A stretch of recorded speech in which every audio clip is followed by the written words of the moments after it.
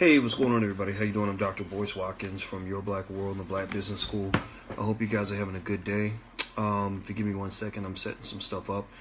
If you happen to be watching on Facebook, social media, YouTube, anywhere else, I hope you take a second to hit the like button and the share button, all that good stuff. Today, the day I'm recording this is a little bit after Thanksgiving, and and I'm hopeful that that you will use this as a chance to think about what you want to do for your loved ones over the holidays that will give them something that'll last a lifetime. My theories on gift giving, which you don't have to listen to any of it, but my theory is that the best gifts are the ones that don't cost any money. And then if you do give a gift that costs money, an investment is as good as spending. The difference between spending money and making an investment is that if you donate your money to the local mall, your return on investment, it is the worst investment you could ever make, because your ROI, or your return on investment, is going to be negative 100%. So I've heard a lot of people say, oh, well, I don't want to invest because I might lose a little bit of money or whatever. And I say, well, actually, if you don't invest, if you spend your money, then you're going to definitely lose a lot of money, right? So the biggest mistake that a person can make when it comes to investing is to not invest at all. If you want to really be a bad investor, then just don't invest at all, because what you're doing is you're guaranteeing yourself a negative 100% return. Just like they say in basketball, how they say you miss 100% of the shots that you don't take. Well, the same thing is true with investing. If you sit on the sidelines with investing, that's like a person who says, I'm scared to run in the race. I don't want to get third place, so I'm just going to sit on the sidelines. Maybe I'll have a better chance of winning if I sit still. That's not going to work, So what I'll say about investing, and this is why this is my easy, basic argument when it comes to investing for anybody who's interested, is that, first of all, when it comes to stock investing and diversified investing, there's never been any time in the world anybody's lost every penny they put in, unless they invest poorly. If they invest poorly, meaning that they put all their money in one location, meaning they don't diversify, then yeah, you can lose everything that way. But if you spread your money out, you're usually good. But then number two, there's been no time in American history where the stock market went down and didn't come back up. And last but not least, let's say that you invest $1,000 for Christmas. You say, okay, instead of just spending all my money on the holidays, I'm gonna go ahead and I'm gonna put some money over to the side in this portfolio. I'm gonna go buy me some stocks, maybe buy me some crypto, maybe buy me some whatever it is you want to invest in, real estate, the small business for your family, whatever. And let's say that you put in 1,000, and let's say you have a horrible experience. Let's say something terrible happens, and your price drops. The value of your investment drops from 1,000 to 800. Oh my God, you lost $200. It's the end of the world. Is it the end of the world? No, because I want you to do this little exercise with yourself right quick. I want you to go think in your mind. Stop for 1 second. I want you to meditate. I want you to think back. And go back to most of y'all probably make at least, let's say, at least $30,000 a year, maybe more. Some of y'all making even more than that. So I want you to think about anything that you paid $1,000 for a decade ago that still has a lot of value today, that still has $1,000 or more value today. I want you to think about that. I want you to think about, so let's go back. Let's see, the 10 year, a decade ago, let's say you spent $1,000 on your vacation. You went on vacation and dropped a G. Did you get a good, what return on investment did you get from that vacation? How much of that vacation do you have left? You have the memory left, but you don't have the money left. So no, the vacation was not a good investment. Let's say that you spent that money at the mall. If you spent your money at the mall, was that a good investment for you? The answer is no. Now, I want my friends on YouTube to let me know if you can hear me okay. Because I'm looking at my computer and it's giving me some funny reactions, and so I'm trying to figure out what's going on with this. So if you're on YouTube, let me know if I'm coming through all right, because I have this funny feeling that it's not going through the way it's supposed to.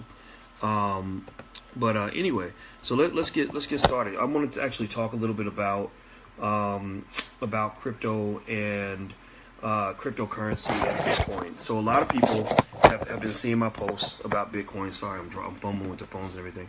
A lot of people have seen my posts about crypto and Bitcoin, and me saying that I think this is a good investment, or at least it has been. I'm not going to say it will be or anything like that. I'm not going to predict what the future holds, as far as any of this goes. But what I will say to you is that, look, when you talk about any kind of investing, there's never complete certainty in investing. You never know what an investment is going to do, and I want to make sure people know that, right? Point blank, period. Sometimes you have an insinuation, like for example, most of the time, the times where you actually have a strong reason to believe that your investment is going to do well is if you really have inside information about the investment. That's why trading based on inside information is illegal in the United States. The Securities and Exchange Commission has basically ruled many, many years ago from the Investment Company Acts, of 1933, 1940, etc. Securities and Exchange laws set up during that time, during the Great Depression. They pretty much ruled that you can't invest based on information that other people don't have.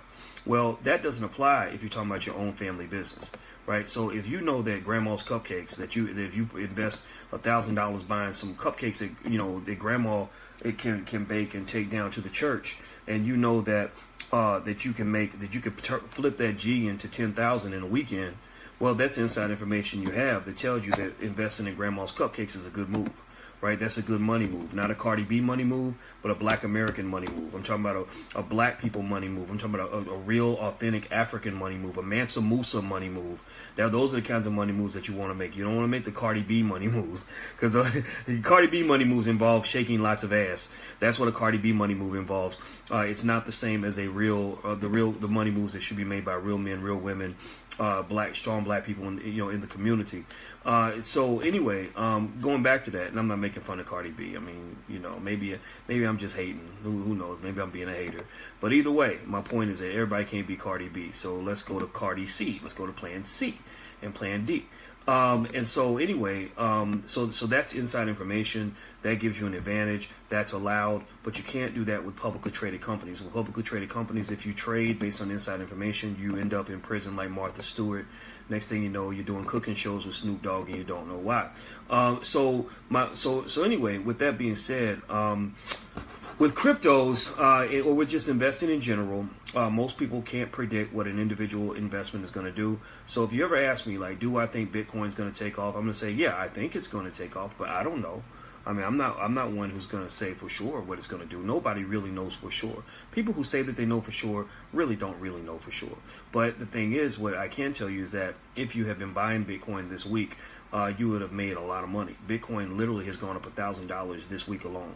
Bitcoin does this every week, and I'm not saying that Bitcoin is the be-all, end-all Hercules, champion investment that's going to save your life or anything like that. But I am saying that thus far, to this point in time, Bitcoin has actually proven to be the greatest investment in the history of the earth, the greatest investment ever. I'm talking about an investment where if you put $1,000, if you put a G, the $1,000 that you spent on that vacation in 2010, if you put that G into Bitcoin, you would be worth more money than a lot of NBA athletes. You probably have about $70-80 million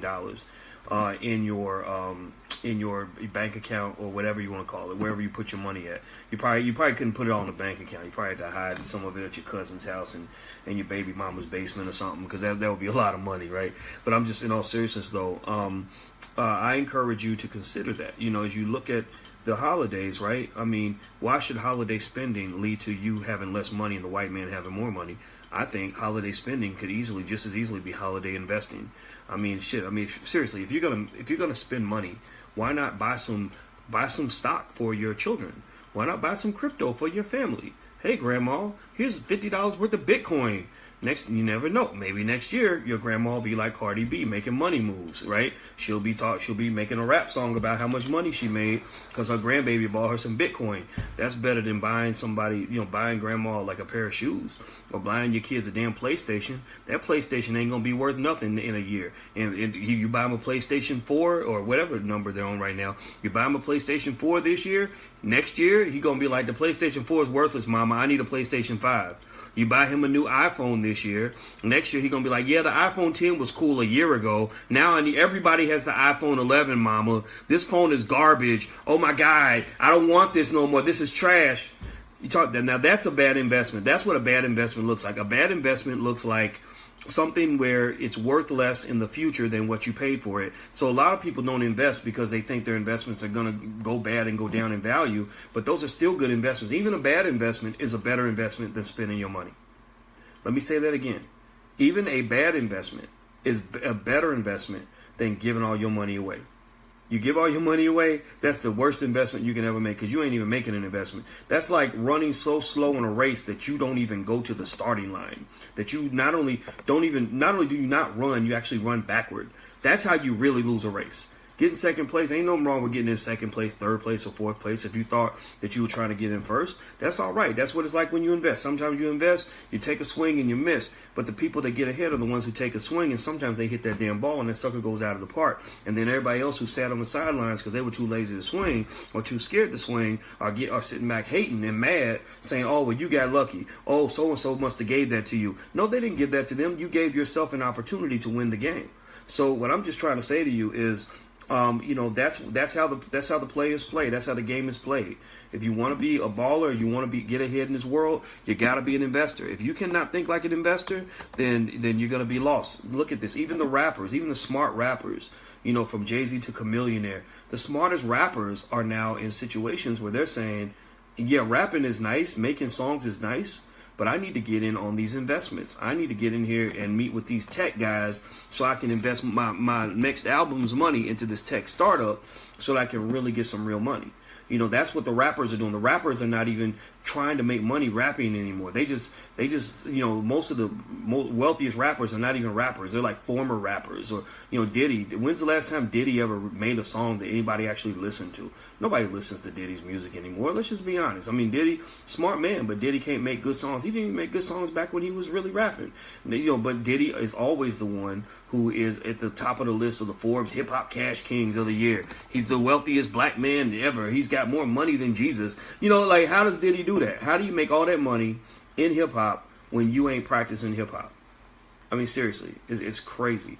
So anyway, some people are asking questions about how to buy Bitcoin, stuff like that. What I'm going to say to you is, number one, you do not have to pay $8,000 to buy a Bitcoin. I think a Bitcoin, the price literally keeps going up. Every time I think it can't go any higher, it goes higher. And so you don't have to pay the whole $8,000. You can buy like $20 worth of Bitcoin, $50 worth of Bitcoin. Most Bitcoin that I buy, I spend like $200. Maybe I'll get an extra $300. And what I've been doing really since I realized that we're sitting on literally probably one of the greatest economic opportunities in the history of this earth, I just pretty much have been consistently buying. Just, I'll get up, I'll open my app up on my phone, Coinbase, and I will just, be like, oh, the price went up again. I think I'm going to buy some more. Oh, the price went up again today. I think I'm going to buy some more. Oh, I got a little extra money. I think I'm going to buy some more. Now, do I buy because I know for sure that Bitcoin is going to keep going up? No, I don't. But when I compare buying Bitcoin or an investment to going to the mall, and I weigh those two investment alternatives, which is better? For me to put my money into something that could triple or quadruple in value, or for me to take my money to the mall where it's definitely going to drop to 0%? Like, which one, or $0? Like, which one is a better investment for me? I don't know. Only a jackass would think that spending money is better than making an investment, because at least with an investment, you got a chance to win the game. So that's my top investment advice for today. I don't know if you guys have looked at any of our crypto stuff in the Black Business School, but we have loaded up on crypto. We have crypto experts from all backgrounds, and I don't even care. Some of them are black, some of them, one guy's Chinese, one guy's Russian. I said, I don't give a damn what your background is. I want our people to connect to the leading experts. I want to know about people who are building companies on the blockchain. I want them to connect to people who are buying into the initial coin offerings. I want the people that are digging into all the different pockets of wealth that are being created. I want people that understand the regulations, all of that. And so we have a few black experts that came through. Well, we had some white and Chinese experts and everything else. And and the thing is that we did that because we wanted our people to have access to the best information, period. And so, in fact, Lamar Wilson, he's one of the black experts. Lamar is arguably the leading black crypto expert on the planet. If he's not the highest on the planet, he's in the top 10, top 5. Anyway, Lamar Wilson is actually on the faculty in the Black Business School, but we have a lot of other people we brought through. So if you want to check out some of what we're doing on crypto, feel free. You can go to bitcoin.theblackbusinessschool.com. That's bitcoin.theblackbusinessschool.com. And we actually have a free web class. We're actually doing a 3-day cryptocurrency digital summit that we're going to do December 1st through the 3rd, where we're literally going to cover crypto from A to Z and just kind of break down a lot of different topics on crypto. You can feel free to go check that out. If you go to sorry about that, my phone fell. If you go to bitcoin.theblackbusinessschool.com, don't forget the THE, bitcoin.theblackbusinessschool.com/web class. Web class is one word, and you can actually sign up for the web class December 1st through the 3rd. It's totally free. So write that down. Somebody write it, type it in, so because every time I say it, I have to say it like 3 or 4 times, because after I say it twice, somebody always says, what was that again? So once again, it's bitcoin.theblackbusinessschool.com/web class. Also, we have a crypto group, a free Facebook group you can join that does nothing but talk about cryptocurrency and Bitcoin and blockchain and all that. So if you go to theblackcryptoinvestinggroup.com, theblackcryptoinvestinggroup.com, that will take you to the Facebook group. We have thousands of members, almost 10,000 members now.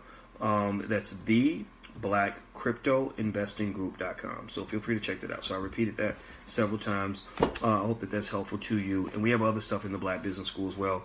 But for now, that's all we're talking about. Now let me go down and give me 1 second here. While I do that, write those URLs now, and also make sure real quick that you hit the like button and the share button and everything else, so that we can get some support on our effort to build media. Our goal is to have 100 locations around the country, around the world actually, where we can actually screen new black movies. We also want to offer classes. We want to offer networking sessions for black wealth builders all around the globe. So that's our 10-year plan for the black community, and that's something that I know that we're going to execute, because we're actually raising the money now, laying out the blueprints now, consulting experts now. But the 10-year plan for the Black Business School and for Boyce Watkins Enterprises is that we want to have 100 facilities around the globe that we actually own, not rented facilities, but we're going to have 100 facilities that we own that will screen black movies, so that when a black movie comes out, it won't be like in Hollywood where you're hoping that white folks decide they want to put your movie out there. We'll actually be able to release the movie globally on our own.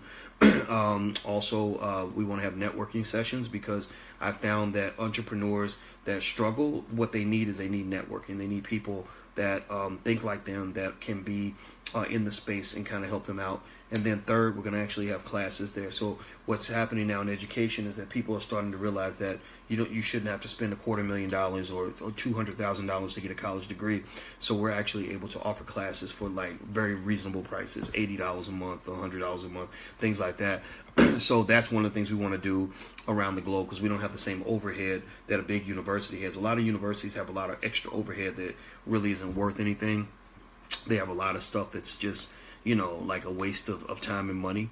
And so we don't waste time and money. We're very efficient, because we don't have $100 million in credit or whatever, government funding and all that. So that's kind of what our vision is, and that's what we're trying to do. We believe in 3 things. We call it the Black Core of 3. We believe black people should educate our own children. We believe black people should be able to create our own jobs. We believe black people should support black businesses no matter what. If we do those 3 things will guide us into serious economic strength and political strength in the 21st and 22nd century. Daryl Cruz says, what happens if I share your videos? If you share it, then people will see it. So I hope everybody will hit the share button right now. Please do that for me. Also, if you want a free e-copy of my book, It Takes a Village to Raise the Bar, you can go to drboycewatkins.net. That's drboycewatkins.net. So let me tell you guys something real quick. One of the things that people don't understand about cryptocurrency and Bitcoin and all that stuff is that while you're in the middle of this frenzy, while everybody's super excited, about all the money is being made, they're engaging in what is called irrational exuberance, which is basically, according to Alan Greenspan, the chairman of the Federal Reserve, he defined it as, he's not the first to sort of use terms like this, but this is the term that he used. He defined that as kind of this period where everybody thinks money's falling out of the sky. So what happens is people become drunk with money. If you study the work of Professor Andrew Lowe at MIT, one of the things that Professor Lowe made abundantly clear is that is that money literally makes you high. Money literally makes you drunk. Money literally affects the same region of your brain as cocaine. So basically, irrational exuberance is like the California gold rush, when everybody's like, "There's gold in their hills, and there's money falling out of trees," and that's what happens is that when you get drunk, what happens when you get drunk or sloppy drunk, you become a sloppy person. When you are high, you start doing things that you might not normally do. Your inhibitions go down because you're not thinking about the risk. And so what occurs is that, risk, what they call risk aversion, is a very natural and very healthy thing, because that protects you from doing stupid things. So effectively, what we're seeing right now with the growth in crypto prices is we're kind of seeing this situation where, let me move this back. We're seeing this situation where there's so much money being made. I mean, people are seeing their friends right next to them who used to work in the office with them, who bought $1,000 worth of Bitcoin, who now has $5 million in the bank, and it's causing people to forget about the fact that when you invest, there's always risk. And so it's important for you to understand that when you invest, and I can't emphasize this enough, there's nothing that I will ever say to you to make you believe, or to try to make you believe, that Bitcoin is never going to go down. Nobody really knows exactly what's going to happen in this market. Now, if you want to know my opinion, I personally think that Bitcoin could keep going up, because a lot of what's driving the price movements of Bitcoin and Ethereum and Litecoin and the other cryptos is supply and demand. It's not the same sort of fundamental valuation models that you had with stocks and bonds, which a stock for a company or a bond for a company is much easier to value than a cryptocurrency. Cryptos, I believe, are driven heavily by supply and demand, as opposed to fundamentals.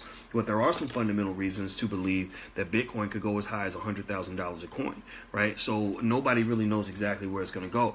But the other thing that's creeping in the background, that's going to be a major market disruptor for Bitcoin, is the Securities and Exchange Commission. Now, we talk about the Securities and Exchange Commission quite a bit in the Black Stock Market Program. If you haven't joined the Black Stock Market Program, I encourage you to consider it. It's a masterpiece in terms of what we put together in terms of content. It's better than any class you'll ever take in college, and it costs only a fraction of that. But on top of that, you can actually get the first month absolutely free. You don't have to pay anything for the first month, so the first 30 days are on us.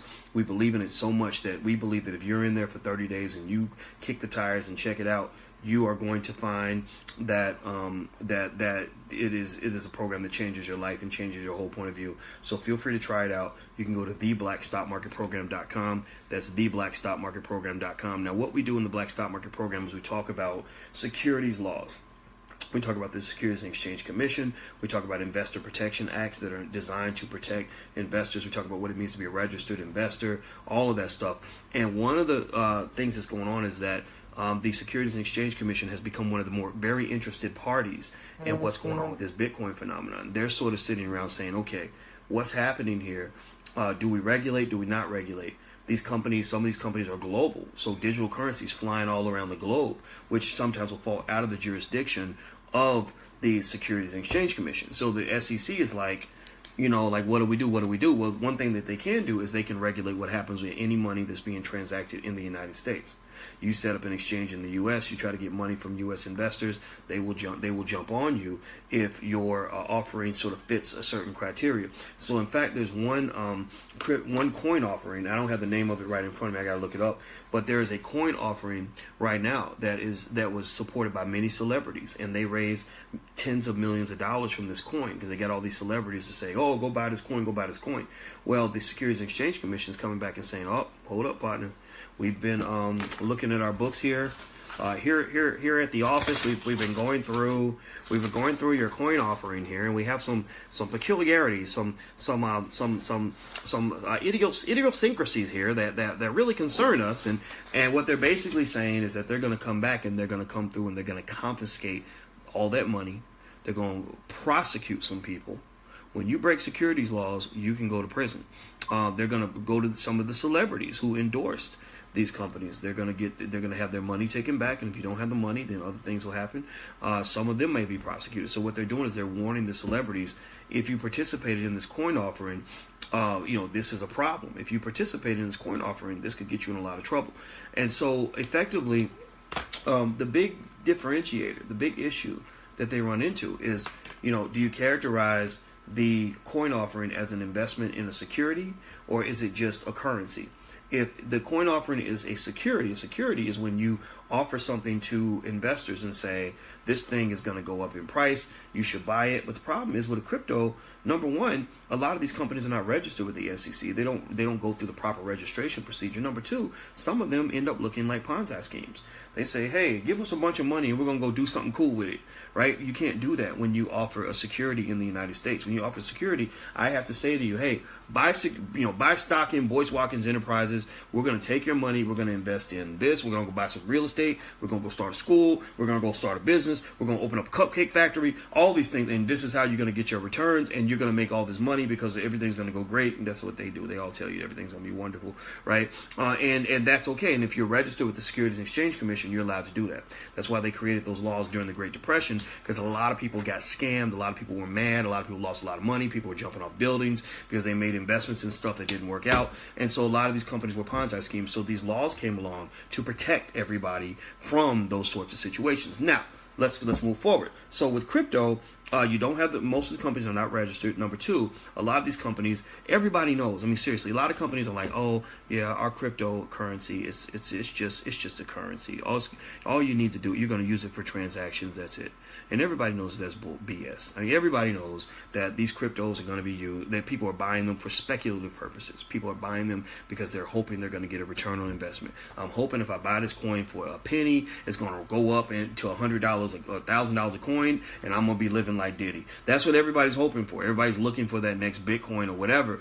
And so, but the thing is that they play that game, but it's sort of like if you acknowledge that game, like if they come out and they offer the coin and they talk about it like that, like they say, hey, buy my coin and it's going to go up in value, then that makes it into a security, which means the SEC is going to step in and they're going to take everybody's money, tear down the whole exchange, everybody loses. It could be a problem. So ultimately, that's kind of the conversation happening now. That's what I'm really curious about, is how the SEC is going to sort of rule on all of this. They can't really stop everything that's happening all around the globe, which is going to make it a really interesting thing. But I think that what could occur is, number one, within the United States, you're probably going to see some modifications in the whole crypto space because of the SEC's presence. But then number two, I wouldn't be surprised if this is a step toward that whole new world order that people have been talking about for 25 years, right? The whole new world order where you have one world government and one world financial system and one global entity that sort of monitors everything happening on the planet. Is it possible? I don't know. But I'm not into the conspiracy theory so much, but I do believe that there are conspiracies. I just don't know which one they're operating on,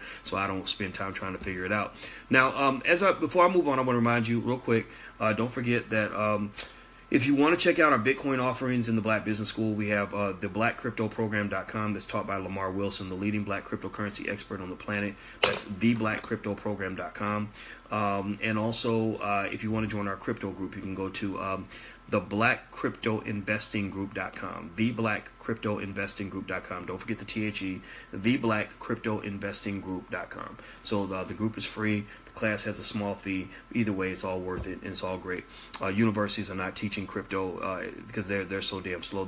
They'll start teaching you all about it 5 years after everyone else knows how it all works, which is why I'm glad I teach outside of academia. So here are some issues. One of the things that the Securities and Exchange Commission wants you to understand is that they're not just there to give you a hard time. They're actually there to help you. They're actually there to protect you.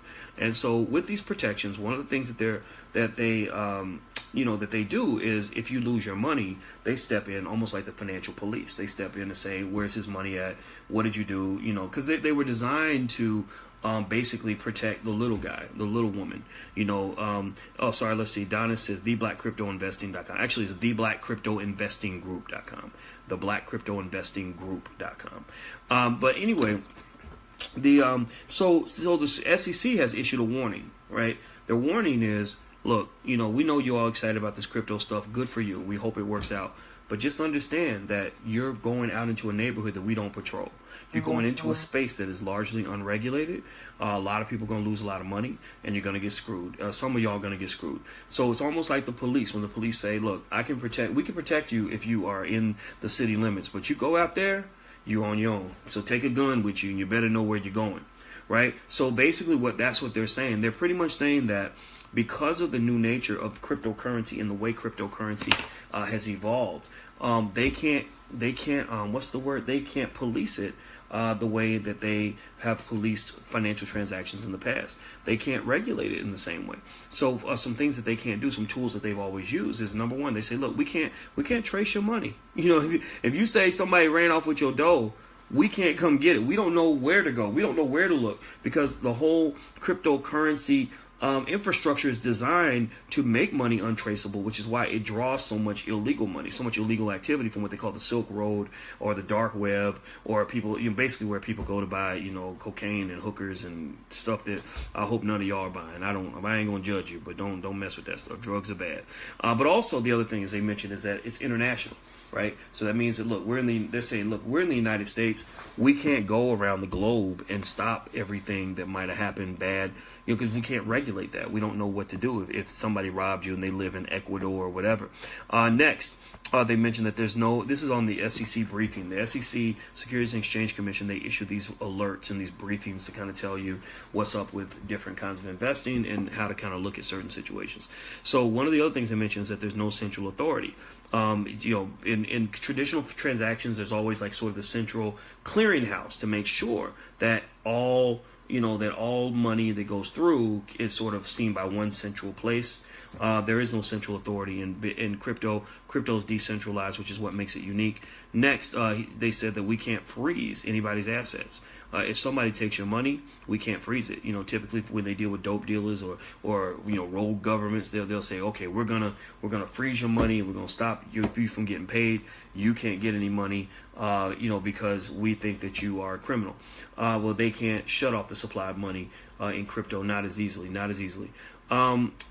let's see. I wanted to let you guys know.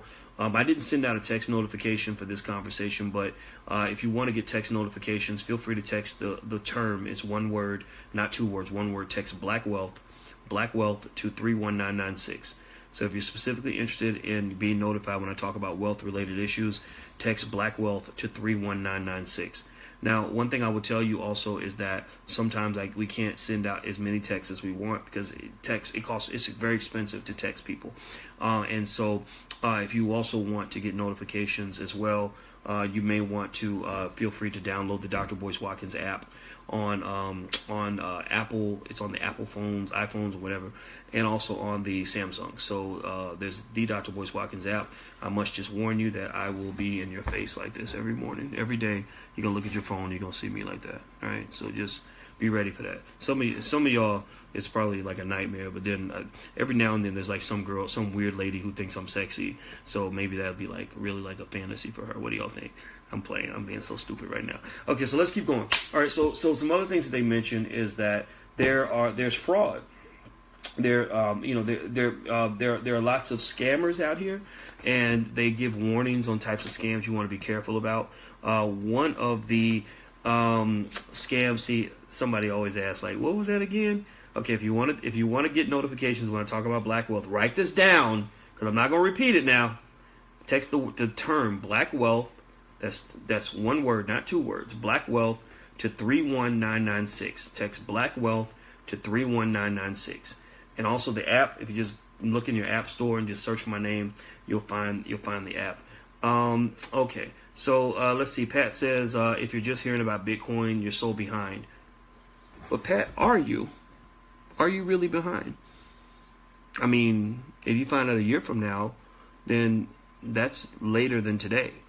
We always, a lot of times it's easy to think you're behind on something when really moving now means that you are ahead of where you would have been if you waited another 6 months or another year.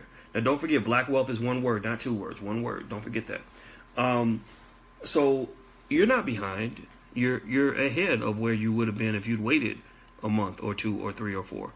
I started investing in Bitcoin when I was behind. I was mad as hell. I said, man, somebody told me about Bitcoin when it was $50, and now it's $2,000. I'm behind. But you know what I did? I said, well, I don't want to fall behind any further. I said, I didn't want to be stuck. I didn't want to lose any more than I've lost. When you're bleeding, you don't say, oh my God, I'm bleeding, let me just die. You say, let's stop the bleeding. So if you're behind, then go ahead and make a move, bust a move now. Do what you do. I mean, Christmas is a great time. You're already going to give thousands of dollars away to the mall. You might as well give thousands of dollars away to your future. How about that? How about instead of shopping at the mall, you shop in your future? Instead of going looking for bargains at Walmart, go to the stock market. Seriously. So I started buying Bitcoin when it was at $2,000. And I thought I was so far behind. I said, man, shoot, I ain't gonna make no money. This is stupid. I'm about this damn Bitcoin anyway, just because. And I just kept buying. I'd buy $100 here, $200 there. Then I just kept going up. So I was like, oh, let me buy some more. I'm about 500, 800, whatever. And I just kept buying consistently. And do you know that I think in my Bitcoin portfolio, I'm not a big fish in the Bitcoin space in terms of investing. I don't own millions in Bitcoin. I have a friend that's 34 years old. He has $2 million in Bitcoin. Young brother. You wouldn't think that he was a multimillionaire, but he is, because he invested. He literally bought, on a whim, he bought, I think, 1,000 Bitcoins at the club when he was at the club. It was something crazy like that. So now he's got $2 million worth of Bitcoin. But he did that years ago. Anyway, let's say I have 36,000 in Bitcoin. I probably spent 18,000 to get that 36,000, maybe 20,000 to get that 36. So that right there makes it the best investment that I've made in my portfolio in a long time. So 8,000 may seem like a lot now, but remember, it's 8,600 now. But I mean, just a few weeks ago it was 5,500. And so the question is, what if Bitcoin rises to 15,000? How are you going to feel about 8,000 at that point? You got to be able to see the future to appreciate the present. This is a little bit of a sidetrack, but not too much of a sidetrack, because it talks about investing. Investing isn't just about money. Investing is about a way of life. It's about planning for the future. Like Malcolm X said, that he who controls the future is the one who prepares for it today. So one of the ways that I learn to appreciate the present is I do this little mental exercise. Some of y'all can go with me on this. This is I feel like it's a little deep on the deep end. But so if you think I sound crazy, then just assume I'm a crazy person. But if you can go with me, I want you to try to go with me. Here's what I do, and it works like a charm for me. Okay, do you ever notice how you never appreciate the moment until the moment's over? Like, you ever look at an old picture of yourself from like 2006, and you're like, oh wow, oh, we had so much fun back then. Oh, that was when I used to hang with cousin Rerun, and we used to have so much fun. Now Rerun, lives with his wife out in Idaho, and I ain't seen him in 5 years, and it was so much fun when we lived next door to each other. You ever do that, right? When you look at a picture and you look at the past, and you appreciate the past so much, but you didn't appreciate it when you were in the present, right? Well, that still happens. It happens all the time. I don't know why we just do that, right? So here's what I do. This works like a joke. Here's what I do. What I do is, to appreciate the present, I shut my eyes and I imagine myself 30 years in the future. I imagine myself as an old man. Or I imagine myself 85 years old. Let's say I'm in an old folks home and I can't get up and run anymore. 2017 isn't the present anymore. 2017 is like the good old days, right? So now it's like the year 2057. Most of the people around me weren't even alive in 2017. Most of my friends are gone. I'm sitting in the hospice. I know I'm never going to go home. I can't even get out of bed. I imagine that, right? And when I imagine like my daughter, instead of my daughter being 27, my daughter is like 67. Instead of, my friend's baby being 5, my friend's baby is 45, right? I imagine all of this. I play this all, instead of my parents being alive and healthy, I imagine that they've been gone for 2 or 3 decades. And then I start to reminisce, but I'm reminiscing on the present. I'm reminiscing when I was younger, like what it was like when I was actually young enough to get up and do stuff and live my life and do whatever I want. And then I open my eyes and I realize I'm young again. I realize that all these people that are old and gone and everything else, they're here. And it really wakes me up. It helps me, it renormalizes me to understand the power of the present. And when I do it that way, it sort of makes me sort of seize the moment. It lets me know the moment's gonna pass, and you gotta seize it. So I think with investing, you could do the same thing with Bitcoin. So I hope that that example wasn't too crazy and far fetched, but that's what I really do. So I think that with investing, you can do the same thing. You know, if you think Bitcoin at 8,600 is too much, I need you to kind of imagine, like, what happens if in 2 years you find out it's $25,000 per coin? How are you going to feel that you didn't make a move now, as opposed to waiting to make the move later? So that's it. That's what I would just say. I'm not telling you to do it. I'm not really telling anybody to invest in. I don't gain anything if you go buy Bitcoin, but I will say to you that you can do it. It's not that hard. There's people out there that can show you. We also can show you as well. How much do you put in to start? There's no amount. There's no minimum. There's no maximum. I would say $20. You can start with that. So maybe over Christmas, that might be something you do instead of just going to the mall. Because you go to the mall, that's going to be a bad investment period. Now, let me go quickly through some of the things that the Securities and Exchange Commission has mentioned as being warning signs of a scam when you look at the coins. Number one, anything that guarantees high returns on an investment, anything that guarantees you, a high return, is usually a scam. Nobody can guarantee you anything when it comes to investing. That's why I always tell you guys from the jump, don't come in here thinking that this is an ATM machine where you automatically going to make money, because I ain't trying to get cussed out if your investment doesn't work out. I'm just trying to tell you that if you get in the game, you have a chance to win. I can't tell you that you're guaranteed to win, but I can tell you that there's a whole lot of winners, and I'll tell you what, sitting on the sidelines guarantees that you're going to lose. That's the only guarantee you can get. The only guarantee you can get is that if you don't make a move, you will definitely not win. So that's all I can say to you. Unsolicited offers. They said anybody that sort of solicits you, sends you emails that you didn't ask for, stuff like that, to try to get you to invest in their coin, typically is a scam artist. Also, sounds too good to be true. They said if it sounds too good to be true, it probably is.